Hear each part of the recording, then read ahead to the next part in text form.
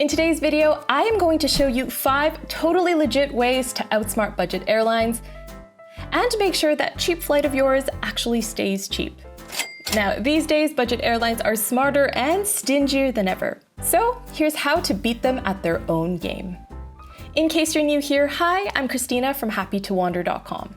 And this channel is all about practical travel tips from someone who's been there, done that. So be sure to like and subscribe if that sounds like your kind of thing. Now let's move on to the tips. So first things first, you do need to make sure you become a pro at reading the fine print. Budget airlines thrive on people not reading the fine print, so the #1 way to outsmart them is to make sure you are actually looking into the regulations and restrictions of each individual airline. Because annoyingly, they do all have their own different restrictions. So you can't really take for granted that just because one airline did it this particular way, that all the others will do it the same way as well.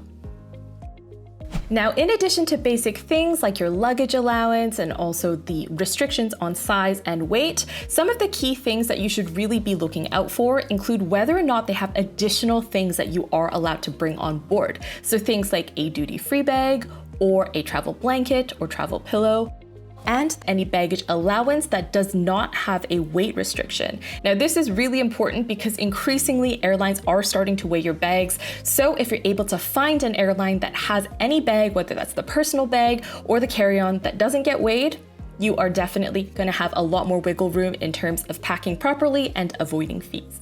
Now, if you have a choice between different budget airline options, then definitely make sure you are prioritizing the ones that do have these extra perks that I just mentioned. If, however, there is only one budget airline option, then one thing I would really strongly consider you do is also look at other airlines, because with the bag costs, sometimes these premium airlines will actually work out to be cheaper, all things considered. Now, one thing that a lot of people don't know is you can actually compare flights very easily based on their price, including a carry-on bag. And you can do that by using some of the hidden filters that are available on your search comparison website of choice. So for me, that's Google Flights. And I didn't realize this until recently, but when you're searching flights with Google Flights, there is actually an option where you can say include the price with a carry-on bag. And that way, when you're looking at flights, you can actually see how much it's gonna cost if you're gonna bring a bag on board with you, so that you don't get bait and switched into thinking that a budget airline is actually cheaper when in reality it is not. Now let's move on to the packing tricks. First is using compression packing cubes. So as I mentioned earlier, I highly recommend prioritizing budget airlines that do not have restrictions on weight, whether that's for the personal item or for the carry-on bag. And the reason for that is if you have an airline that doesn't have restrictions on weight, then you can take advantage of the absolute magic that is compression packing cubes, which can take you from this to this. Now, I've been a big fan of compression packing cubes for years. If you've been on my channel before, you already know this. And the ones that you see here are from this week's sponsor, Tripped Travel Gear, a really great travel gear company that was actually started by fellow YouTubers Tim and Finn. And their main mission is to simplify travel, make life easier by providing good, high-quality travel gear at affordable prices. So I'm gonna set my laptop aside right now and show you how I'm going to compress all this clothing, a week's worth of clothing, into one of their large packing cubes. As you can see, there are 2 layers of zippers here, and that is basically gonna allow you to compress all your clothing without needing any special tools like a vacuum. So I usually advise that you bring maximum 1 week's worth of clothing and then plan to do laundry if you are packing light. So today I am going to be packing a few dresses, a few tops. So what I typically do is I just roll it up and stick it in. So making the most of the space, make sure you kind of like shove it up in there.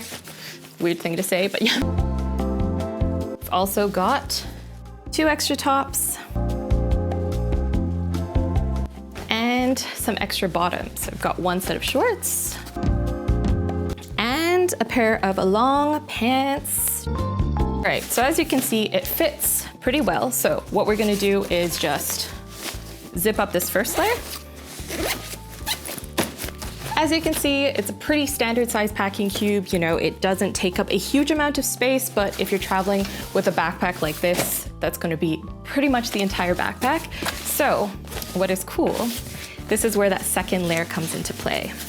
And that second layer, like I said, is going to compress all the air and make this a lot easier to pack. So, starting like this, as you can see, it zips up very easily. Just press it down, squeeze the air out as you go, taking care not to snag the fabric as you go. So what I do is I try to make sure I've got my fingers kind of protecting the fabric, just to make sure. And I've stuffed this packing cube pretty full. You'll obviously get a bit more compression out of it if you pack less, but that's not what we're doing. We're here to maximize space. So now as you can see, it's a lot more flat. It's gonna be a lot more manageable putting it into my personal item. Tic Tacs, don't need that. So this is a backpack I've used many times before as my personal item on many different airlines. And that bag is not even a third full, and I've already got a week's worth of clothing in there. I also have a smaller size in the 6-pack, and you could easily use this for undergarments, socks, things like that. And yeah, really, really good. So that, my friends, is the magic of a compression cube. So thanks again to Trip Travel Gear for sponsoring this week's video. I will stress one last time though that you should definitely make sure that your airline doesn't have any weight restrictions, because this trick really works best when there are no weight restrictions. Luckily, with the biggest and most popular budget airline in Europe, Ryanair, your personal item actually has no weight restrictions on it. Other popular airlines with no clearly stated restrictions include Jet2, Eurowings, as well as North American ones like Spirit, Allegiant, and Porter. So just keep that in mind. If your personal item, for instance, has no weight limit, then it does of course make sense to put your heaviest, densest items in your personal item rather than your carry-on bag. If you need a bit of extra space though, another legitimate trick that you can use is bringing a magic jacket. And what I mean by that is a jacket with deep pockets. Now, these days, there are a lot of brands that explicitly design things that are meant for this purpose, you know, jackets with 10+ pockets, or fisherman's vests, for instance, that are meant to carry things. To be honest with you, I think it's a much more practical solution to just find a jacket with deep pockets that you personally like and would wear, rather than buying something that is just for the purpose of smuggling clothes onto a plane. But of course, you do you. Now, my go-to magic jacket is this corduroy jacket that I bought from Uniqlo a few years ago. And if you've been on my channel before, no doubt you have seen me wear this jacket. I love this jacket. I wear it basically every single travel day because it is comfortable and the pockets are massive. I can basically slip anything into these pockets and have it at hand, so things like my passport, my wallet. And if you can believe it, I can even fit one of these small size compression cubes right into the pocket. And to be honest with you, because of the fit, because of how it's baggy and cropped, I mean, it looks a bit out of balance. I can just fit another one on the other side, but it doesn't look that ridiculous. So definitely be sure to find yourself a magic jacket like this, because it is the ultimate game changer.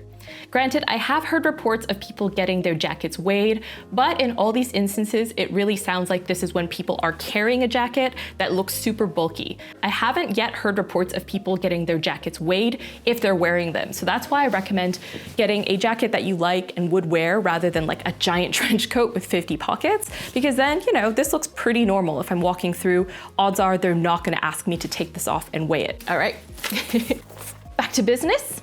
Another sneaky trick for making extra space is using a duty-free bag. Now, again, you do need to make sure you are checking your individual airline's policy on whether or not a duty-free bag counts as an extra bag or if it counts towards your carry-on allowance. But based on my research, even the most popular budget airlines like Ryanair, for instance, do allow you to bring a duty-free bag in addition to what your allowance is. So this can definitely open up a lot of doors if you need a bit of extra space. So do consider going to duty-free, buying something small, and securing that bag, which you can then use to put more stuff in.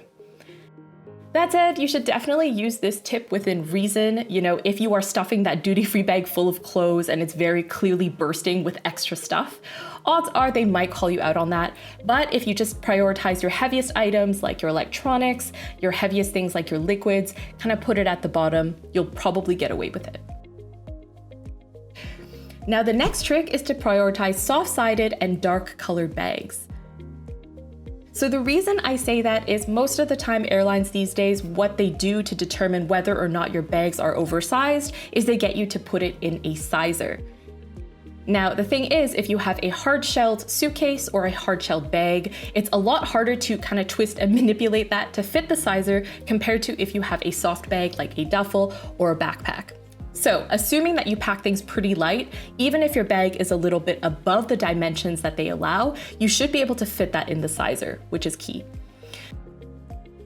And the reason I specify a dark colored bag is just because darker colored bags tend to look smaller. You know, it's like that common thing that people say that black is a slimming color. The same applies for bags. So if you have a darker colored bag and it looks smaller, that kind of minimizes the chances that they're gonna think it looks oversized and ask you to size it.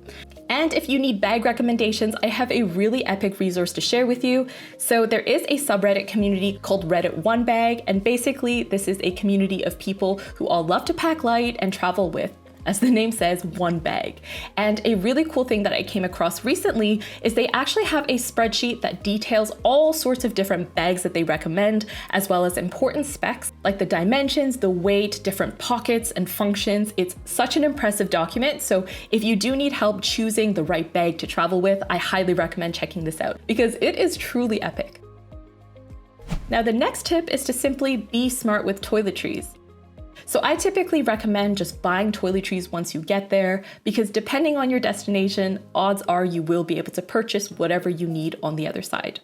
Of course, this isn't always feasible, especially for shorter trips. So a few things that you can do to get around that. Well, the first one is to simply pack exactly as much as you need for your trip. So if it's a short trip, odds are you're not going to need 100 milliliters of shampoo or 100 milliliters of face wash. So really just pack as much as you need, and that way you can really cut down on the amount that you're packing.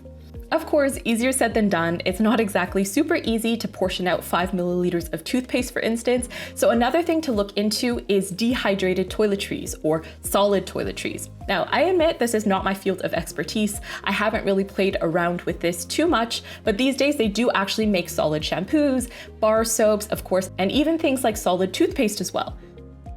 So of course, with these dry products, it's a lot easier to portion out what you need. So you can just slice off a bit of bar soap as needed, or you can just take a few of the toothpaste tablets rather than the whole canister. So this is definitely worth looking into if you're trying to minimize both space and also weight. Finally, as a bonus, this isn't exactly a revolutionary hack, but I do think it's important and something people forget. Be nice. At the end of the day, budget airline employees are just people. So the nicer you are to them, the less likely they're gonna be jerks and make sure they weigh your suitcase or weigh your bag or get you to put it in the sizer. Of course, this isn't foolproof. You know, sometimes they do just need to do their jobs, but it's not gonna hurt if you just smile and be nice. So just keep that one in mind. At the end of the day, it won't hurt if you're just nicer and smile. All right, thanks so much for watching. I hope you enjoyed that video. Be sure to like and subscribe for more practical travel videos just like this one. I'll see you guys next week. Bye.